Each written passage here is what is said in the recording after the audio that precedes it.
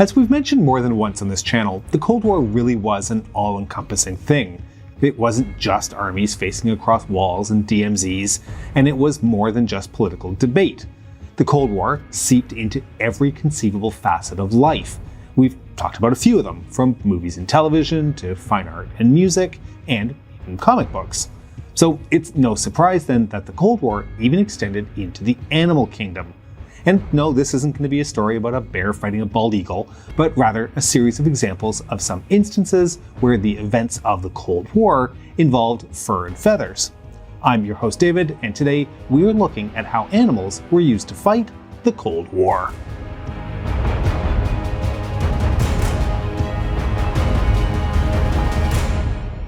Okay, so picture this. You're sitting in a CIA lab in 1962. Someone suggests wiring up a cat with a radio transmitter, and instead of laughing them out of the room, everyone nods seriously and says, yeah, that could work. Or you're a British nuclear planner in 1957. You need to keep your atomic landmines from freezing. Do you invent a heater? No, you propose stuffing chickens next to the bombs. Or you're a Soviet admiral in 1965, watching dolphins do flips at a marine park. You think, what if we armed them? As I said, the Cold War wasn't just about missiles and spies. It was also about some truly bizarre experiments at the intersection of paranoia, technology, and biology. Today, we're diving into three of the strangest: the CIA's Acoustic Kitty, Britain's Operation Blue Peacock, and the Soviet combat dolphin program. We'll start with a little bit of context. The Cold War created conditions where almost anything could sound plausible. After all, technology was advancing rapidly. Miniaturized electronics, nuclear weapons, sonar, all of these were still relatively new and unpredictable. And keep in mind, the stakes were seen as existential. Both blocs believed losing could mean national annihilation. And finally, bureaucratic competition rewarded novelty. If you pitched a crazy scheme and it might work, you could get funding. As one historian has quipped, the Cold War was the golden age of what-if projects. What if you could sneak a microphone past Soviet security? What if you could turn Europe itself into a radioactive minefield? What if animals could serve as underwater soldiers? With that mindset established, let's now open the gates of the Cold War menagerie. Our first example is Project Acoustic Kitty. By the early 1960s, the CIA's Technical Services Division, which later became the Directorate of Science and Technology, was under pressure to find new ways of eavesdropping. Soviet embassies were considered high-value targets, but were almost impossible to infiltrate. The idea was deceptively simple. Cats wander around freely and attract no suspicion. What if one could be fitted with audio gear to transmit conversations? Based on this, the CIA hired a veterinary surgeon to carry out an hour-long procedure. First, a microphone was implanted in the cat's ear canal. Then a transmitter was placed at the base of the skull. Finally, a thin wire antenna was run along the fur and tail. The result was a Frankenstein mix of pet and spy gadget. Former CIA officer Victor Marchetti later claimed the project cost around $20 million.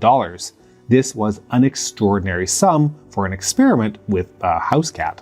But surgery and electronics were only half the battle. The other half was behavior and training. Yes, of a cat.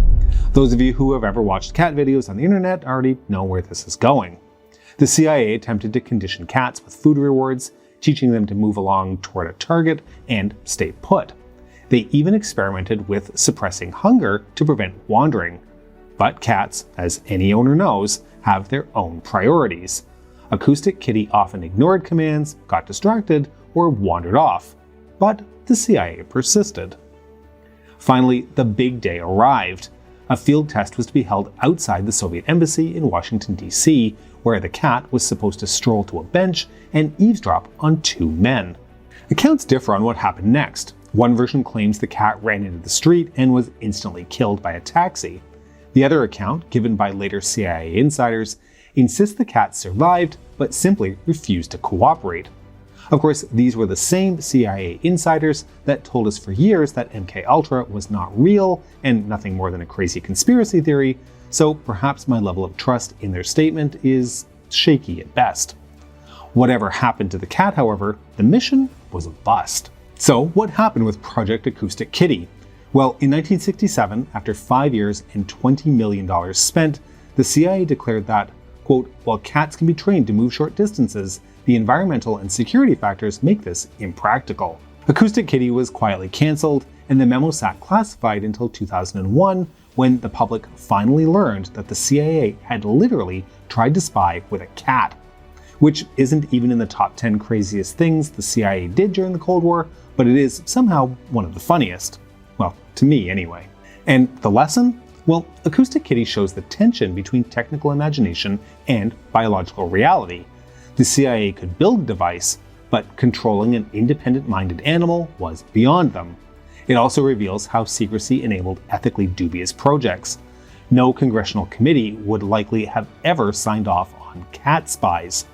But within the CIA's bubble, it seemed worth trying, and in the paranoia-fueled environment of the Cold War, they went ahead and did it.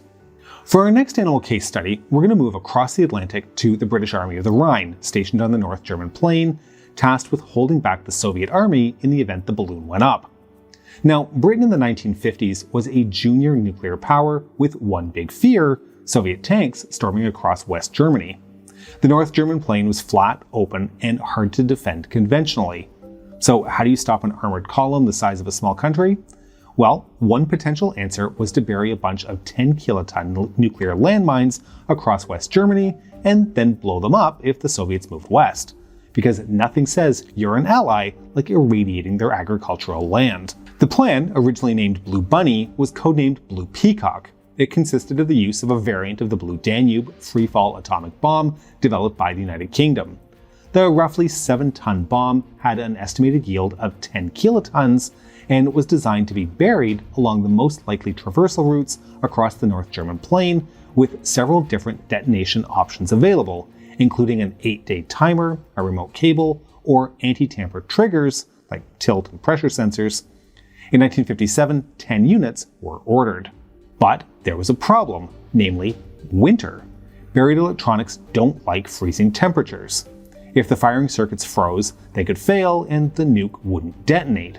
So engineers brainstormed solutions. And in a 1957 MOD report, one gem appears. Quote, "Chickens with a heat output of approximately 1,000 BTUs per bird per day are a possibility." In other words, put live chickens inside the bomb's casing with food and water.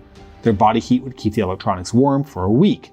Yes, that's right, chicken-powered nuclear weapons. Place a few inside the bomb's casings with food and water. Their body heat would keep the device cozy for up to a week. Mind you, how they plan to keep putting in new chickens is anyone's guess. Thus, Operation Blue Peacock became the only nuclear weapon in history to require a line item in the budget for chicken feed. Well, probably anyway. By 1958, saner heads prevailed. Officials realized detonating nukes in Germany would kill civilians, poison the land, and, minor detail, infuriate your allies. Or they realized with the creation of the Davy Crockett weapon system and the first nuclear intercontinental ballistic missiles in the late 1950s that there was a better solution to this issue than a project that might birth a kaiju chicken, the unholy cross between Mothra and Godzilla with the temperament of your average Canada goose. The project was cancelled, and the prototypes went into storage. When the National Archives released the files in 2004, on April 1st no less, reporters assumed it was a prank. Officials had to insist, deadpan, the civil service does not do jokes. But Blue Peacock shows the scorched earth mentality of the 1950s. To deny territory to the enemy, Britain was willing to plan for radioactive devastation of Allied soil. That might as well be the motto of the Cold War, defending democracy by irradiating it. It also illustrates how military planning can slide into what feels like absurdity. The chickens weren't a gag, they were a genuine proposed engineering fix in an age before reliable portable heaters. And this now brings us to the third part of our episode, and fittingly, we are going to the water this time. In 1965, the Soviet Navy opened a marine mammal training center at Sevastopol, Crimea. This was a direct response to US Navy programs in California and Hawaii, which had begun training dolphins for mine detection. The Soviets, not to be outdone, launched their own similar program. Soviet dolphins were trained to detect naval mines with their echolocation and mark them with buoys, guard harbors against enemy divers, recover lost torpedoes or gear, and allegedly plant explosives on enemy ships. This last task remains debated, but retired Soviet officers have confirmed that it was at least tested. The Soviet Navy didn't just restrict itself to dolphins either. Other species, belugas and seals, were tested for Arctic conditions. A 1976 CIA report noted the Soviets initially struggled with husbandry and breeding, but had overcome many problems by the mid-1970s. Now, unlike the previous two programs we've talked about, this one actually worked. Dolphins are smart, trainable, and unlike cats, willing to do a job if rewarded with fish. By the 1980s, Soviet dolphins were regularly being incorporated into naval security. Interestingly, this isn't a program that was abandoned even after 1991. Ukraine inherited the dolphins, and although funding had largely collapsed, some dolphins were used for therapy programs in order to help cover costs. A few may have been sold abroad. Then, in 2012, Ukraine briefly restarted the military dolphin unit. Following the 2014 Russian occupation of Crimea, Moscow once again had control of the combat dolphins. Ukraine demanded them back, but unsurprisingly, Russia refused. In 2016, Russia's Ministry of Defense even filed a public procurement tender to buy 5 more dolphins. And in 2022, following the full-scale and illegal Russian invasion of Ukraine, satellite imagery has shown dolphin pens at Sevastopol Harbor protecting the Russian fleet. So yes, combat dolphins remain on active duty. Now, this program has spawned some wild stories. Some true, others exaggerated, some just false. It is true that dolphins have been trained to detect mines and divers. It is dubious that these dolphins had knives or guns strapped to their heads. It is false that Ukraine's killer dolphins escaped in 2013 and have been mating to create a new wild species of attack dolphins set on destroying the human race. They may have been teaching the orcas, though. Of the 3 animal projects, this is the only one that lasted, because it was practical with a strong cost-benefit advantage. Before we had cheap drones or advanced sonar, dolphins were the best harbor defense money could buy. Why did this one last? Because it worked. Before autonomous underwater drones, dolphins were seen as the best low-tech, high-reliability solution for protecting harbors and detecting mines. And of course, the mix of secrecy and cuteness has made combat dolphins a fixture in pop culture. Okay, so where does this leave us? Weaponizing animals raises some thorny questions. Is it ethical to surgically wire up a cat or send dolphins to confront divers? In the Cold War, the answer was, if it helps secure a win, who cares about the ethics? Today, animal rights concerns make such projects more controversial. Now, in many ways, these 3 programs serve to highlight this aspect of the Cold War. Anything goes as long as it gives an edge in the ideological war between capitalism and communism. During the Cold War, no idea was too strange, no animal too innocent, no budget too high. Together, they remind us that history isn't just strategy and ideology, it's also human imagination. Sometimes brilliant, sometimes ridiculous, sometimes both. And while we laugh at these projects now, they tell us something serious. In an age of fear and rivalry, there were no bad ideas. Just ideas waiting to be tested, no matter how strange. So the next time you see a cat sleeping in a sunbeam, a chicken scratching, or a dolphin jumping, remember, at some point in the Cold War, somebody tried to weaponize it.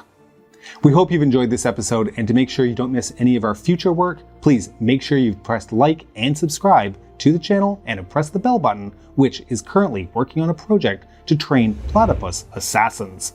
Please consider supporting us on Patreon at patreon.com/thecoldwar or through YouTube membership. We can be reached via email at thecoldwarchannel@gmail.com. This is the Cold War Channel, and as we think about the Cold War, please remember that history is shades of gray and rarely black and white.